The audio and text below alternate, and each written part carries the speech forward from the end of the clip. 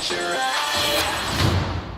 So after the clipless surprise that was the Halloween special, it might be time for us to get back to the main story. Of course I say might because this show doesn't really have an ongoing narrative at this point, plus with how bad this show has been at executing its main story thread so far, I'm hesitant to see if Ninja Steel can pull off a strong end to the season. I mean, one of the benefits of the last episode was that I could just ignore all the problems I've had with the show up to this point and just enjoy what I was seeing on screen, and I doubt I'll be able to do that as we near the season finale. Still, I've got 6 more episodes of this show to talk about, and I can't give up this close to the end, so let's keep this train moving as we look at episode 17, Monkey Business. The episode opens with Haley angrily walking to school, followed by Calvin in his truck because the boyfriend overslept when he was supposed to give Haley a ride. Calvin apologizes, offering to take Haley to school even though they're already there, but as Haley gets in the truck, a monster named Phone Pansy is seen in the distance recording the two's voices. The monster of the week explains how he plans to turn the Rangers on each other after recording their voices before we cut to Calvin and Haley entering the school late. However, Haley's soon distracted by a banner for class president elections, and with some urgings by Principal Hastings, she decides to run. The principal then asks Calvin if he would also like to enter the race, but Haley laughs at the idea since Calvin's not that reliable, which forces the Yellow Ranger to put his hat in the ring in an effort to prove his girlfriend wrong. Monty's shocked since Victor's the current president, and though the nerd says he could easily win the race, Victor decides to get Calvin and Haley disqualified so we can remain in power. Later, the remaining Rangers decide who they'll be helping in the race, and as they make playful jabs at who will win, Phone Pansy records the rest of the team's voices. However, before he can make it back to the ship, he alerts the Rangers who give chase, resulting in the team morphing to take on the monster and some basher bots. Phone Pansy manages to use the previously recorded voices as a way to lure the Rangers into attacks, but as the basher bots are beaten, the monkey makes his exit. When the Rangers make it back to school, we get a montage of both candidates one-upping each other in different fashions to get votes, but thankfully that doesn't last long as Haley soon walks in on Calvin's campaign speech. I know some may say that I'm just a mechanic, too laid back to be president, and maybe they're right. But if you bring me something that's broken, I can fix it. Every time. The same way I can make our school a better place if you elect me as your president. Thank you guys. Don't forget to vote.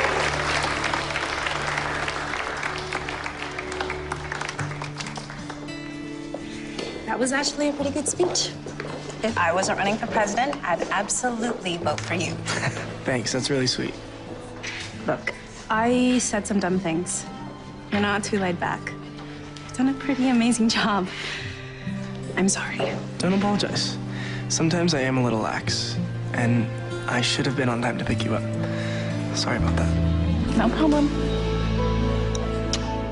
You guys really are the best part of this show. Unfortunately, things quickly sour as Calvin still plans to run despite proving his point to Haley, and the two go right back to outdoing each other, this time with pastries. However, their baking endeavors are sabotaged by Victor and Monty, with Monty putting hot sauce on Calvin's cupcakes, and Victor causing a food fight, leading the team to argue with each other over who started what. Principal Hastings shows up to stop the chaos, saying this was supposed to be a civilized race, and adding that if she hears of one more shenanigan, both Calvin and Haley will be disqualified. After seeing what happened at the school, Phone Pansy begins to put his plan into action by calling each of the Rangers up individually and luring them to a secluded location in the city where he attacks, captures the teens, and takes their power stars. Once Calvin, Sarah, and Brody all fall into the monkey's trap, he calls Haley, who's with Preston, where votes are being tallied, and after telling her in Brody's voice that Calvin started the food fight, the two head off to confront the Yellow Ranger. Before they can get far though, Mick asks where everyone is, so Haley informs him of what she was told by fake Brody, but Mick says that doesn't make sense, adding that just because they heard something doesn't mean that it's true. The two Rangers go off to find out what the truth is, and as they head outside, they run into Leave Aiden.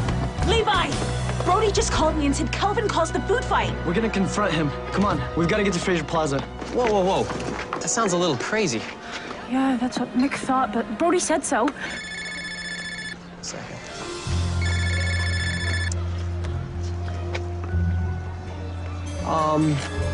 Hello to you too, Haley. It's your voice on the phone. What? Calvin's at Fraser Plaza now. He's planning another way to sabotage you. Go see for yourself. Okay, I'll be heading down there now. Bye, Haley. I'm totally freaking out. Who was that? Probably the same person who called you, saying they were Brody. It's gotta be a monster. We have to make sure our friends are okay. Let's go get him.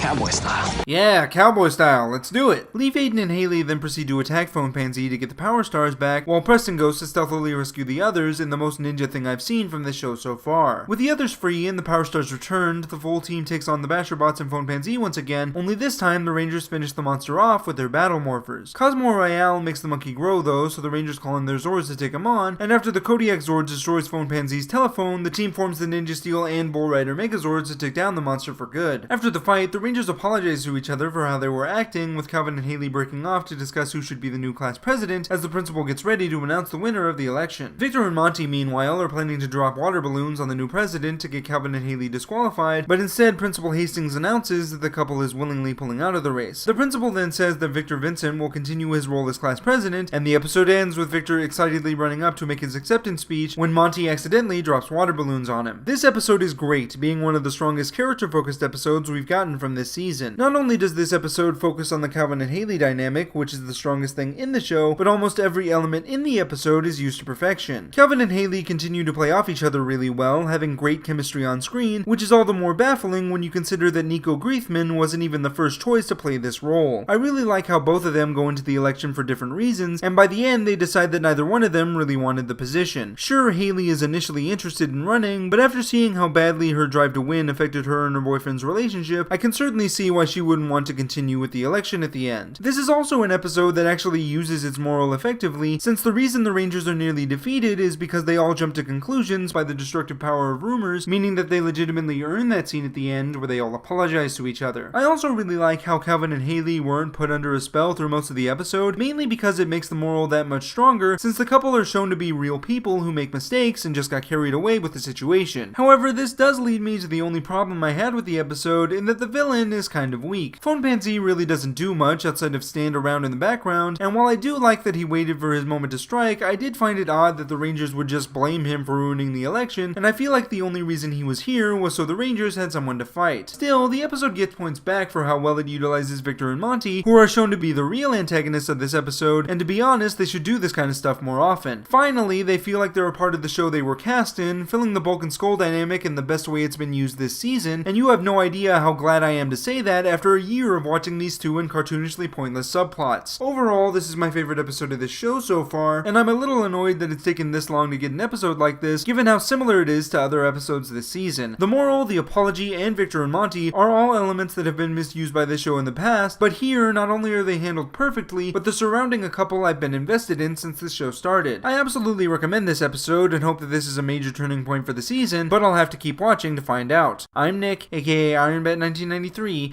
and may the power protect you. Please subscribe for reviews of Ninja Steel, episode reviews. Also check out Dino Charge reviews too, episode reviews. Also there's Ninjago, which has reviews too. Go! Please subscribe.